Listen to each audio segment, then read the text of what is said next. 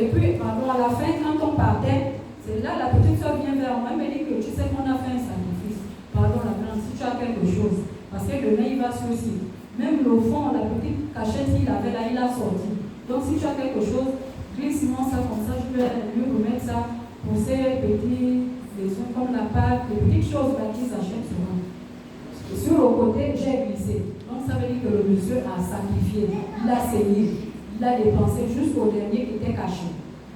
Voilà comment le lendemain, la petite sœur appelle, elle est en détresse, vraiment. Oh, la grande, ça ne va pas, ça c'est quelque chose de la malchance. Hein? Le peu que lui, il va sur le site, il n'a jamais eu secours. Il a perdu son sac à métaux, il y a tout dedans, il y a ses papiers, il y a vraiment sa vie, c'est sa vie qui est perdue là. Je fais comment? Hein? Ça sont les choses de la malchance. Hein? Je dis maintenant, je commence à réfléchir, je dis, ah, donc c'est quoi notre visite? C'est quoi? Moi aussi j'aime parler, c'est ce que j'ai dit là. Je ne sais pas, je commence à me remettre en cause. Ne sachant pas que quelque chose est en train de se produire. Donc le monsieur a perdu son sac. C'est passé comme ça. Et dans ça, il était déjà en train de monter, d'aller monter là où il y a eu l'explosion.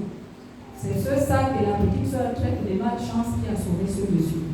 Quand il part, il se rend compte que son sac à métaux n'est pas là, mais il va travailler comme un. Donc il se détache, il sort de là-bas. Il va maintenant, c'est là où il a commencé à appeler la petite soeur, à crier. Oh, c'est où? Oh non! Donc, tout d'un coup, non, c'est ma boum. Quand il regarde comme ça, il avait que ses yeux, son colère, son nez est même monté. Tous ceux qui devaient travailler sont montés. Lui, il n'avait que ses yeux pour vivre le spectacle, le film.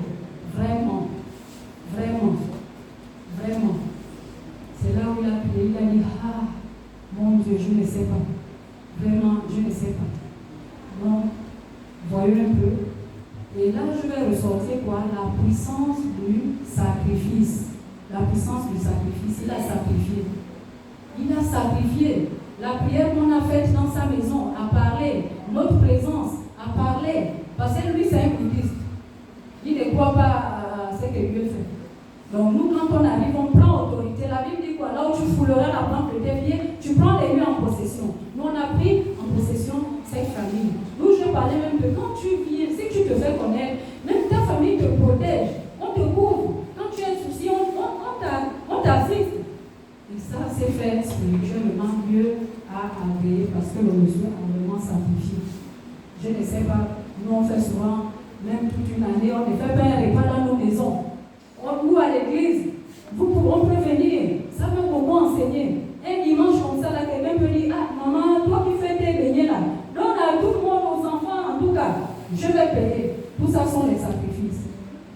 Un dimanche, quelqu'un peut venir avec des présents, il donne, ce sont des sacrifices. Si tu ne peux pas que les gens viennent dans ta maison, souper avec toi, fais ça à l'église, fais des sacrifices. Ça a payé chez lui, c'est ce qu'il a sauvé.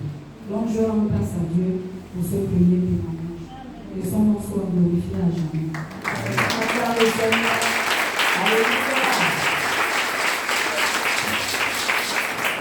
Alléluia. C'est pour encourager le peuple de Dieu. Nous devons beaucoup prier pour nos familles. Alléluia. Quand nous venons dans ces lieux, non pas prier seulement pour nous. Nous devons prier pour nos familles, pour nos enfants. Alléluia. Les temps sont vraiment critiques. Amen. Alléluia. Je rends encore grâce, je viens à moi. C'était samedi passé, samedi dernier. Pendant qu'au réveil, je m'apprêtais à venir à l'église, à mon service. Je remarque le fond de mon petit, le dernier, le jumeau. Une bosse, deux bosses au niveau du fond. Je me suis dit que l'enfant s'est cogné. Puis bon, il s'est cogné, ça va passer. Je me suis apprêtée. Je suis venue ici, je suis venue à l'église, j'ai fait mon service. À la fin, je crois que le jour-là, je suis rentrée à 19h30, 20h, quelque chose comme ça. J'arrive, quand j'arrive, je remarque que l'enfant, maintenant, les boutons partout, les abcès, on va dire. Au niveau des yeux, vraiment, l'enfant était défiguré. Je dis, oh, comme ça, là, c'était pas vraiment, il n'y avait pas, c'était encore un peu tolérable. Et puis voilà, j'ai fait ce que j'avais à faire. À 21h30, 22h par là, l'enfant est allé dormir. Quand je reviens, je viens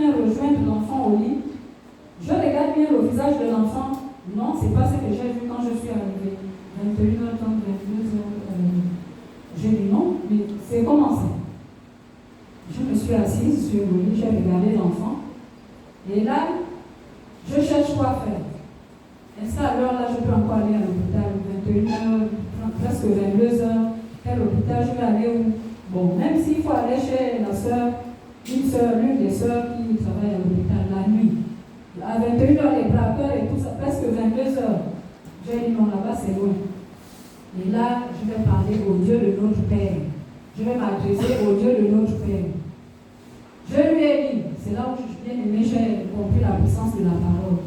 Je dis au Dieu de notre Père, j'ai dit Seigneur, tu as dit dans ta parole que tu n'es redevable à personne. Et tu connais où j'étais, c'est que je suis allé faire. Je n'étais nulle part ailleurs si ce n'est dans ta maison ou dans ta présence encore, si je peux dire. Et je suis allé faire ton business, ton affaire. Bon, maintenant, comme je fais ton affaire, fais aussi pour moi. Parce que là, je n'ai plus le temps d'aller à l'hôpital, ni d'aller chez la soeur marcher la nuit les braqueurs. C'est à toi de voir. Tu fais mon business, j'ai déjà fait pour toi. C'est tout ce que je peux te demander. J'ai pris l'onction, j'ai oint un enfant, et puis je me suis allongée. Je m'allonge jusqu'à 23h. Donc, même le sommeil, il n'y avait pas. Je ne sais pas, le dimanche, je somnolais là. Le sommeil, il n'y avait pas. Je dors un peu, je regarde l'enfant. L'enfant ne faisait que comme un petit monstre. Je ne sais pas si vous avez suivi le film Edwige, la sorcière.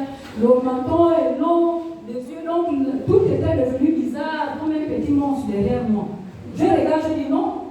Et là, je ne pouvais pas dormir. À 24 heures, je me réveille. Je répète la même chose. Je dis que Seigneur, fais pour moi, j'ai déjà fait pour toi. Bon, maintenant, au cas où tu ne fais pas pour moi, je te fais entendre. Demain, si je me réveille comme ça, l'enfant est pareil. Donc, tu veux que ton serviteur aille ouvrir l'église, parce que si tu ne fais pas pour moi, le même matin, je serai obligé d'aller à l'hôpital, soigner mon enfant, au lieu d'aller ouvrir l'église pour que les âmes viennent, pour qu'on fasse culte. Moi, j'irai à l'hôpital. Donc, tu vas accepter que ton serviteur vienne ouvrir l'église. L'heure qui vient parfois, papa vient à 9h30, il va trouver le peuple dehors. Je ne sais pas si les chambres amènent souvent la clé. Ce jour-là, Dieu ne va même pas permettre que la clé vienne. Donc, le jour-là, le dimanche-là, papa devait trouver les gens, la foule là, devant la terrasse, il vient, c'est lui qui ouvre maintenant la porte pour venir faire que j'ai lu Dieu, c'est ce que tu veux de ton serviteur. Ou si tu veux que ton serviteur vienne ouvrir, laisse l'enfant là comme ça. Si tu ne veux pas, c'est à toi de voir, arrange le visage de mon enfant.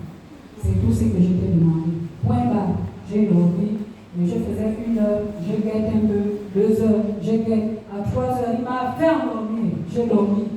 Jusqu'à 6 heures, on va dire 6 heures, peut-être moins 10 comme ça. Quand je me réveille, quand je me retourne, je regarde l'enfant, le visage de l'enfant est revenu, net. Edwige, la bosse là a disparu. Tout est rentré dans l'ordre. L'enfant est là assis.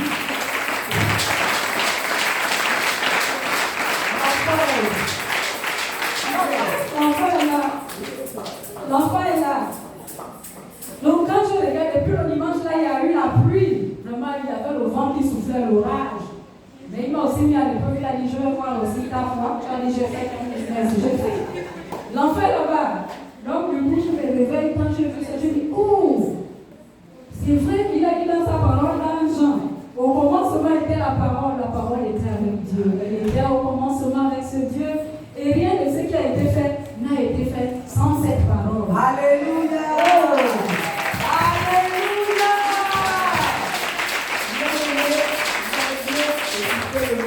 Le témoignage, moment pour dire Alléluia. L'huile d'onction qu'elle a utilisée pour l'enfant, c'est l'huile d'onction. Ce sont ses armes. Il y a l'huile d'onction, l'eau d'alliance que notre Père utilise. L'alliance, Dieu l'a appelée. Alléluia. Il y a même le lien de l'acte prophétique.